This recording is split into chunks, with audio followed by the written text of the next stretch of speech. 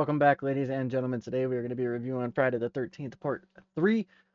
This is one of my more liked movies within the franchise. I think there's a lot of ups and downs here within Friday the 13th, but this is a movie I tend to find myself watching and enjoying most of the time when I am watching it. But in this one, we finally get to see Jason put on one of his iconic hockey masks, which I love because the sandbag in Part 2 wasn't really the vibe, and obviously Part 1 didn't have any of Jason really. So seeing Jason with his mask finally on made me very happy and very excited for the franchise again. I'm rewatching them all as we go through this, so just to kind of refresh my memory and see how things go. But this movie holds its standards pretty high for me because I really like a lot of the crew. You have Chris as the main female here within this movie. She does a great job, I think personally, especially for the time.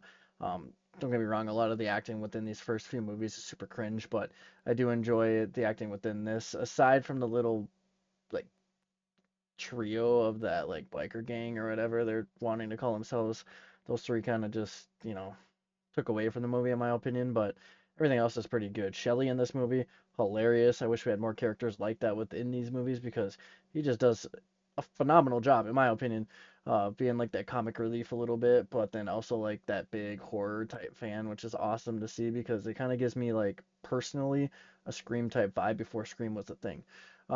We saw like a bunch of humor within, the Scream movies, and then that kind of correlates into this like back in '82. So for me, it was a lot of fun seeing Shelley in a movie like this because we really haven't had like that comic relief within the first two.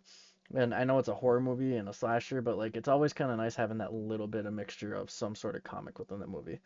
Um, Other than that, like the fight scenes here within this movie towards the end, phenomenal. I loved watching it. It was great.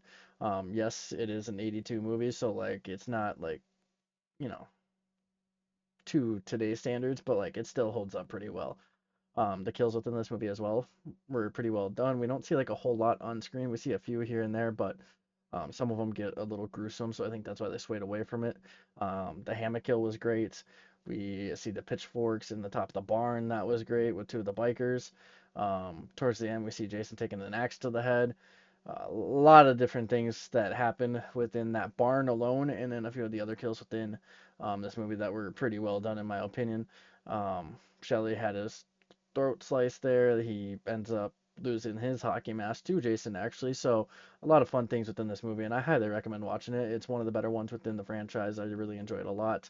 I don't remember how it holds up compared to the others, but we'll just kind of see how it does as we move forward. I think it's top six, though, of like the 12 or 13 they have. But till next time, I'll see you guys.